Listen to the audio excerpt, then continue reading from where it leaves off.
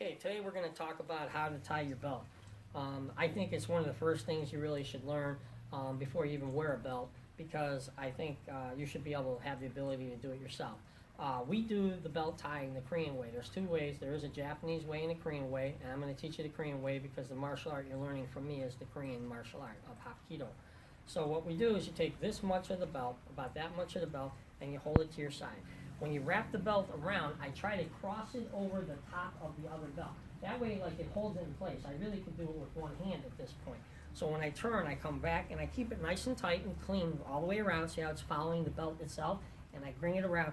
Now, obviously, it's at my side. So what I do at one point, when it's all pinched, it's in my hand, I'm holding it, I actually turn the whole belt around.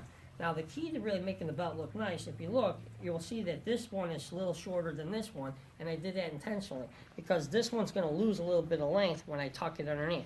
Now, all I do is use my fingers and kind of pull the belt away from myself, taking the belt itself and tucking it underneath both, not one, but both. Now, that makes it, like, ready for the knot itself. Then you can kind of wiggle it around, adjust it, make sure maybe that it's about the same length.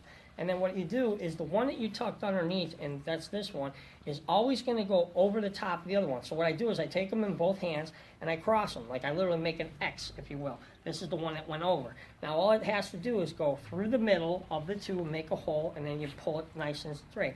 And then, you kind of adjudge it. If this one's a little longer or shorter, then you just undo the knot and kind of twist around a little bit, but you can basically get it perfect. Now, the reason I said the Korean way and the Japanese way, the Japanese have like crisscross in the back, and the Korean have a perfectly angle. So all you have to do is you look, you'll see that if I run my fingers through here, it's perfectly around the back, okay? It doesn't have this crisscross effect, okay?